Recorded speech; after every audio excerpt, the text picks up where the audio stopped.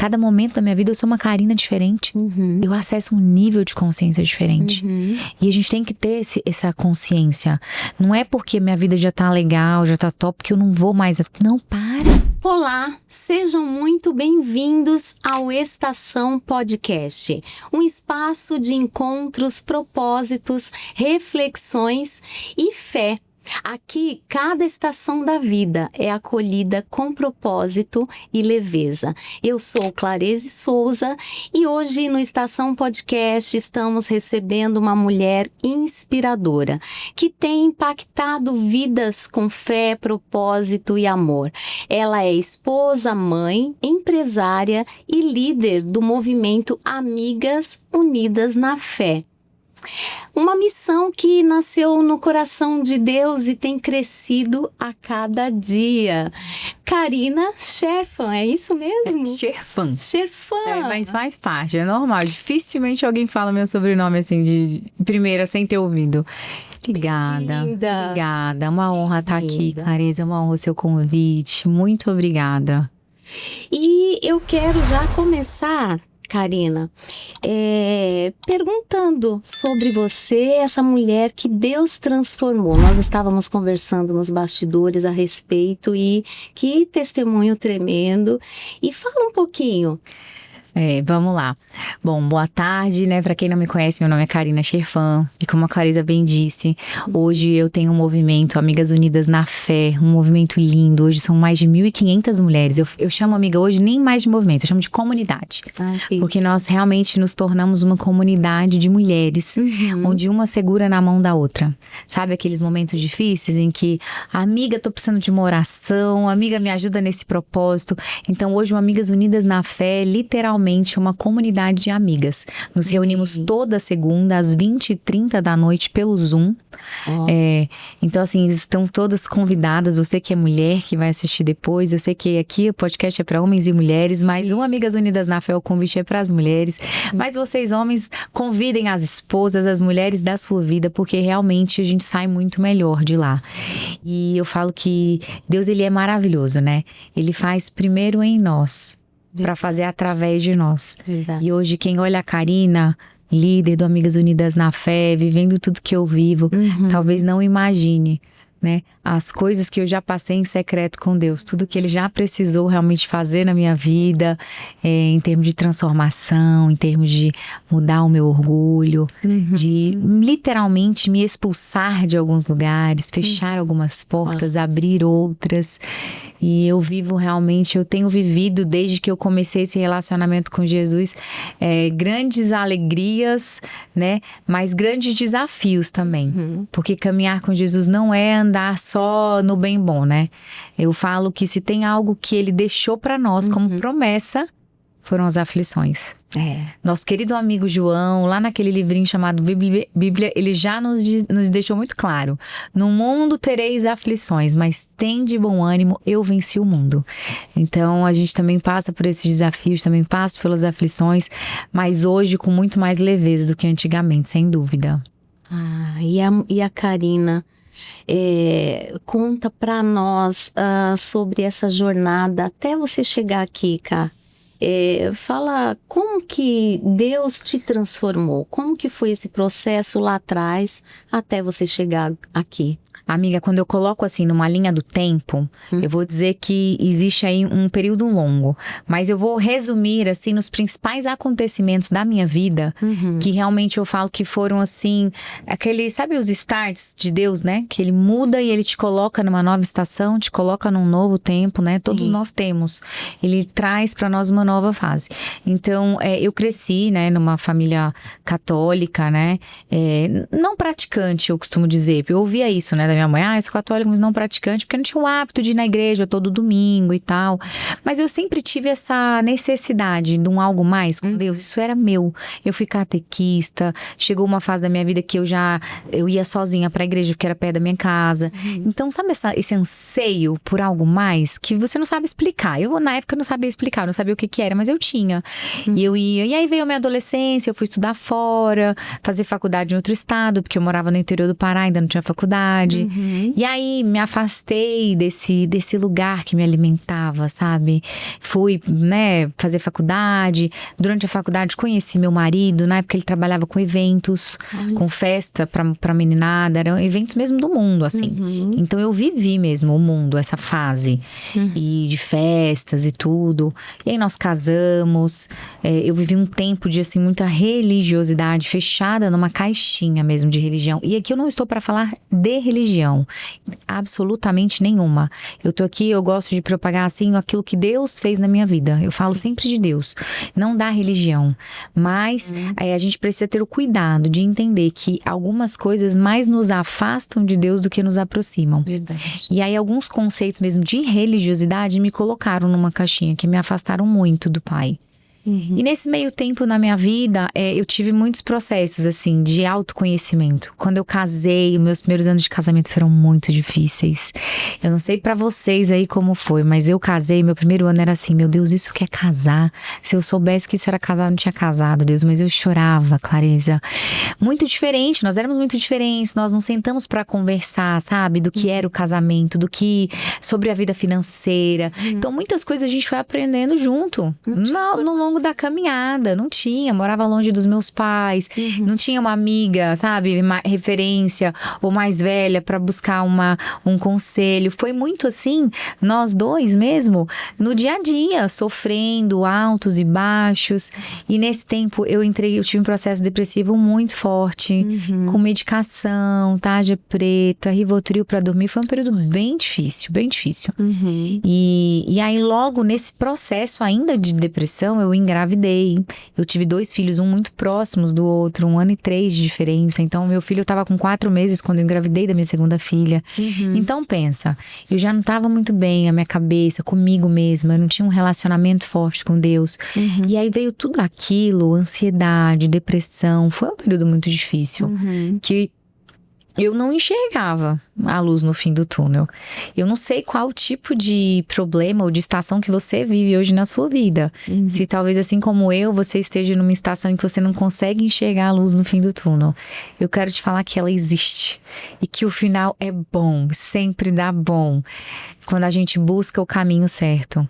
Nesse processo, eu comecei a buscar em muitos lugares. Sabe quando você precisa da pílula mágica? Pra sanar a sua dor. Então, o que apareciam, o que falavam que era bom pra ansiedade, pra depressão, eu tava fazendo.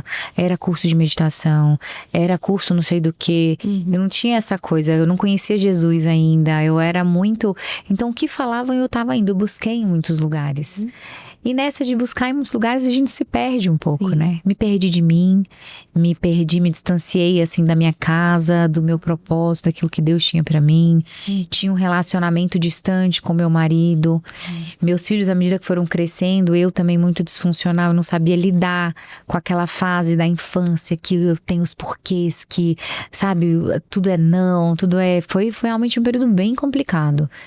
E aí, até nós fomos parar nos Estados Unidos, num curso de inteligência emocional com o Tony Robbins. Não sei se vocês já ouviram falar, mas chamam, né, o maior coaching do mundo e tal. E aquela coisa, naquela expectativa de encontrar fora a solução dos meus problemas, quando na verdade a solução estava aqui dentro. Mas nós fomos. Fui eu, meu marido, meu cunhado, minha cunhada. E foi incrível. E ali foi a primeira vez que eu tomei consciência de muitas coisas que eu vinha fazendo. A consciência que eu vivia consequências das minhas ações, das minhas atitudes, das minhas decisões, que tudo que eu vivia era uma consequência da minha vida, da minha infância, das minhas crenças. Sim. Voltamos pro Brasil, tá, e agora? O que eu faço com tudo isso de informação? Foi incrível, beleza, mas e agora?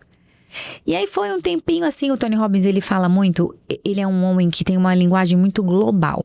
Ele fala com muçulmanos, ele fala com...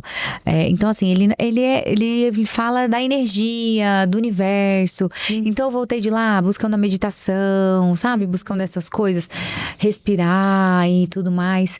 Quando eu recebi um convite pra ir num treinamento no Brasil chamado Método CIS. E eu falava, mas o que é isso? Ah, é um treinamento de coach. Eu falei, coach, não, tô fora. Já fui no maior do mundo, não quero saber.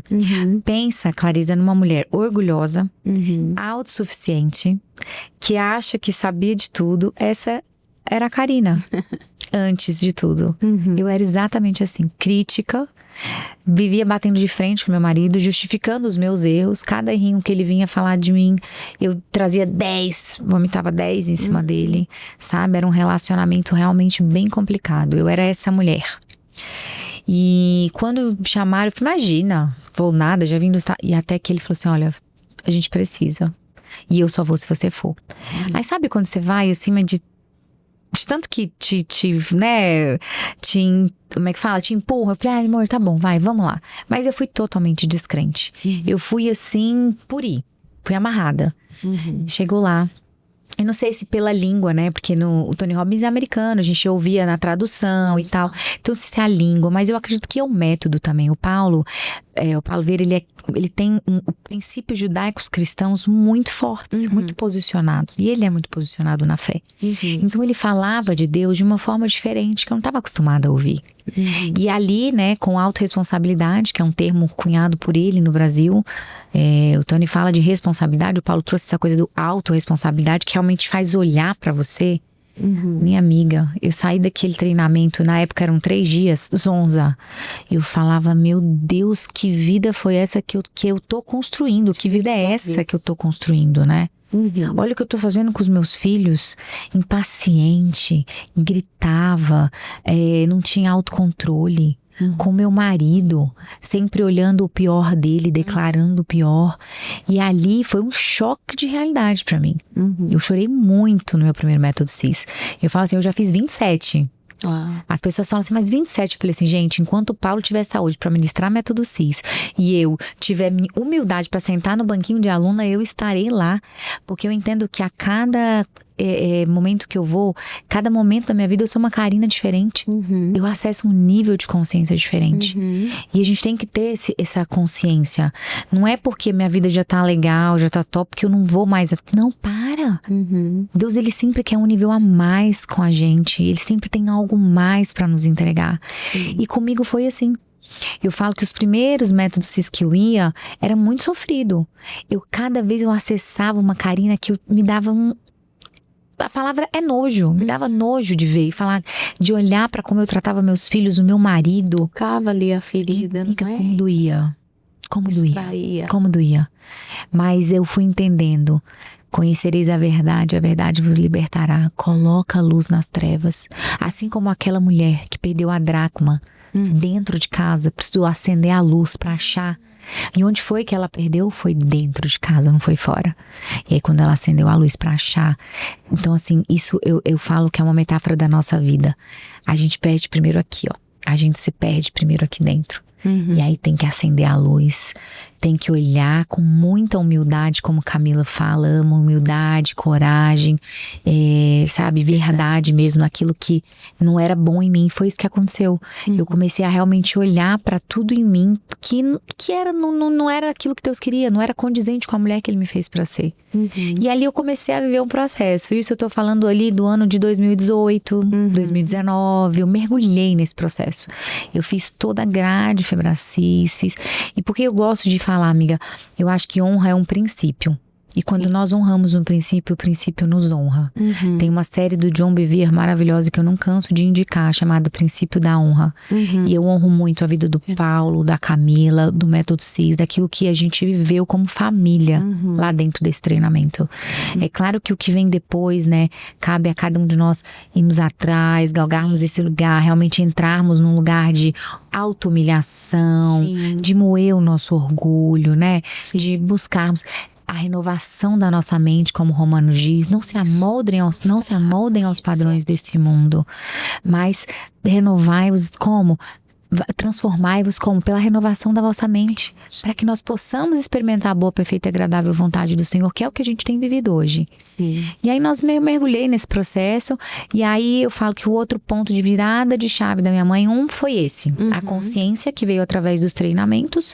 O segundo, e eu falo que o mais importante, foi 2019, quando eu perdi a minha mãe. Foi muito difícil. Minha mãe era a minha melhor amiga, sabe? Foi difícil aceitar. Ela morava lá no interior do Pará, então eu fiquei 50 dias indo pro Pará na UTI com ela, vindo com a minha família. Você fosse de Goiânia? Não, sou do interior do Pará. Olha. Então foi um tempo bem desafiador.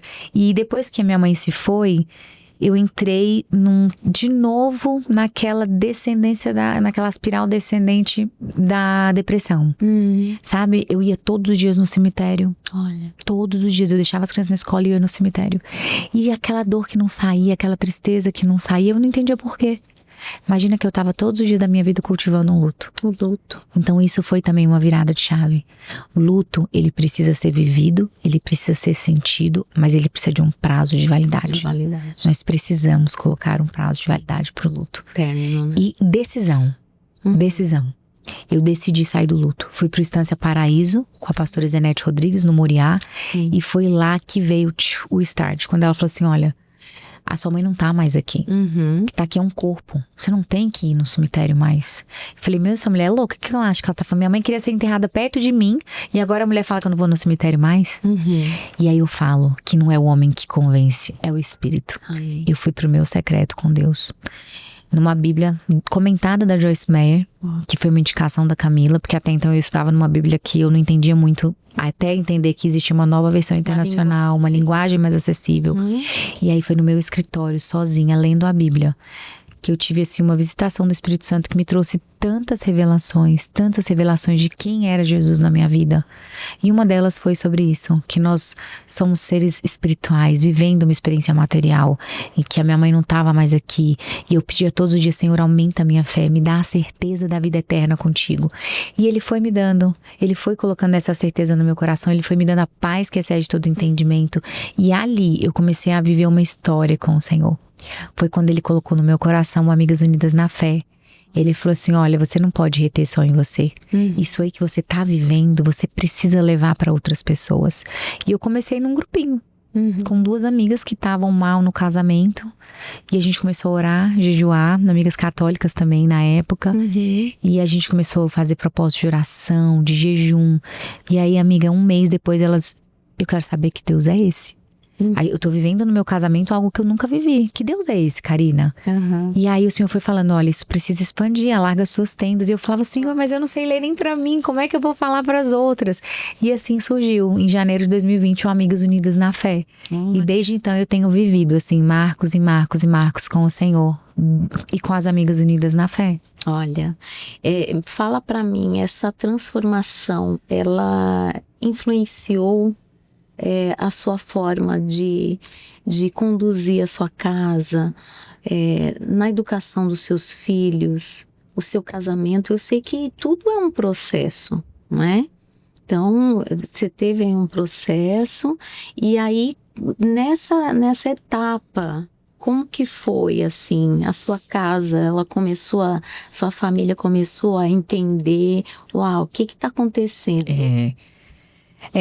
Não é um processo simples, né? É aquela coisa, a gente acha que, eu mudei, me transformei, o mundo vai ver a minha mudança. Não é tão simples assim. Eu falo que eu vivi esse processo com Deus e eu realmente mudei primeiro dentro, né? E uma outra grande virada de chave que veio na minha vida foi na pandemia. 2020, eu não lembro se foi 2020 ou 2021, eu fazia muitas coisas para ser reconhecida pelo meu marido. Para ser amada, para ser elogiada pelos meus filhos, né?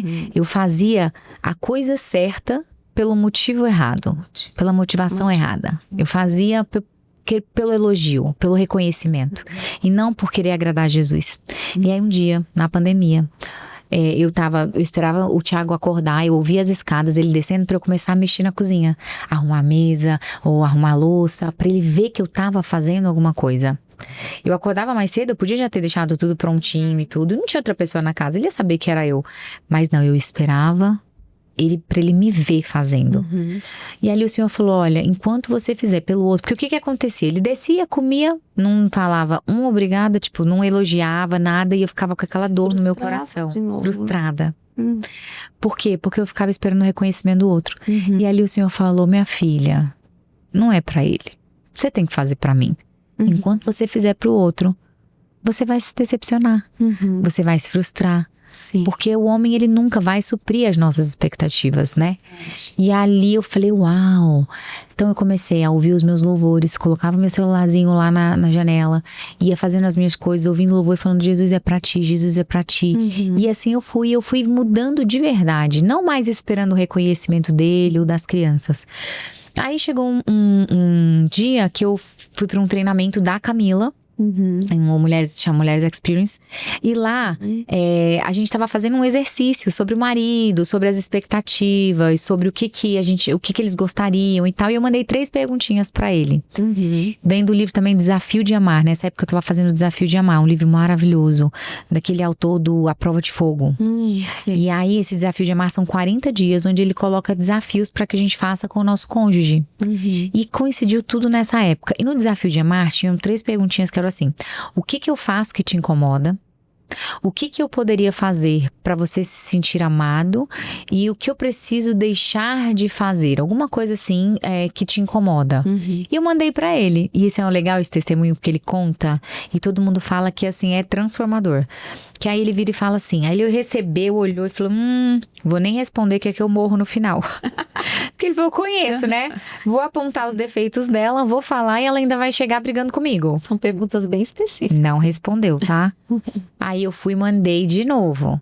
Amor, responde pra mim, o que eu faço que te incomoda? O que eu posso fazer pra você se sentir amado? Eu não lembro a terceira. Aí eu falei, é importante. Aí ele disse que olhou e falou, não. Eu morro no final, não vou responder. Aí quando foi da terceira vez eu falei, Ti, por favor, eu preciso que você responda. Eu liguei pra ele, falei, amor, eu preciso de resposta. Aí ele falou, você quer saber mesmo? Falei, quero. Aí ele, então segura. E aí ele fez uns textos gigantes, Clareza, gigantes. Aí eu olhava e eu falava assim, não é possível. Não é possível que ele enxerga isso aqui em mim. Não, eu não sou essa pessoa. Eu falei, não, eu não perguntei. Vou fazer. E eu comecei a fazer, sem questionar. E falar, Senhor, se ele realmente acha que eu sou assim, se é isso que ele enxerga, então me transforma, me molda conforme a tua vontade. E eu fui fazendo. E aí ele fala que deu 10 dias, deu 15, eu fazendo, e sem falar nada, sem cobrar nada, sem exigir nada. Ele falou que chegou uma hora, quase um mês, ele falou assim, cara, ele me mandou as perguntas. Aí ele falou assim, amor, o que eu faço que te incomoda? O que eu posso fazer pra você se sentir mais amada? Porque ele falou assim, eu não posso continuar sendo esse homem que eu sou pra essa mulher. Ele falou assim, que eu mudei tanto e que eu não exigi nada dele, eu não pedi nada dele. Então isso é uma outra chave que eu deixo aqui. A gente tem que fazer por nós. Nós temos que fazer pelo nosso Deus, nunca pelo nosso cônjuge ou pelo nosso marido. Enquanto eu fiz a coisa certa pela motivação errada, eu continuei errando. Mas quando eu passei a fazer com a motivação certa, com a motivação de agradar a Deus e não aos que estavam ao redor, enquanto eu passei a fazer com a motivação de que eu realmente preciso ser uma mulher segundo o coração de Deus, eu preciso ser uma mulher que agrada ao Senhor, sabe, garantir a minha eternidade, já que a salvação é individual. Quando eu passei a fazer a coisa certa, pelo motivo certo, a minha casa foi sendo transformada. Os meus filhos que brigavam muito, que tinha, parece que entra no lar, sabe, a harmonia. Eu digo que a mulher, ela é o termômetro da casa. Mulher, você é o termômetro da sua casa. A forma como você se posiciona, como você trata seus filhos, como você olha, como você enxerga o seu marido, a sua família, determina o que vocês vão viver. Aquilo que o ambiente da sua casa, harmonioso ou cheio de briga, cheio de crítica, é você, tá nas suas mãos o poder de transformar isso dentro da sua casa. E quando eu entendi isso, a minha casa foi sendo transformada. Na pandemia, eu lembro, a Isabela tinha o quê? Nós estamos em 2025, né? Nós estamos falando de 5 anos atrás. Hoje ela tá com 13. Ela tinha os seus 8 aninhos. E aí ela falava, porque ela fez 13 esse ano, ela falava, quando eu chegava às vezes no quarto dela, ela tava fazendo live, lendo a Bíblia, do jeitinho dela, nem lia direito, mas estava lá. Por quê? Porque todos os dias ela me via no Amigas Unidas na Fé. Porque na pandemia a gente não fazia só a segunda, a gente fazia todos os dias corrente de oração, jejum, oração pelas pessoas que estavam nas UTIs, que eram muitas. Então ela me via todos os dias em live, no Zoom com as Amigas Unidas na fé, lendo a Bíblia, orando, com meu joelho no chão. E aí, de repente, quando eu entrei no quarto dela, ela tava lá fazendo live. E o Rafael assim, não tem ninguém, mamãe. Eu falei pra ela parar que não tem ninguém assistindo ela, ó, só tem ela. Aí eu falava, qual é o problema? Filha, ela tá fazendo pra Jesus, Jesus tá vendo. Aí eu falava, filha, não tem problema, pode não ter ninguém te assistindo, mas Jesus tá vendo, você tá fazendo pra ele, continua.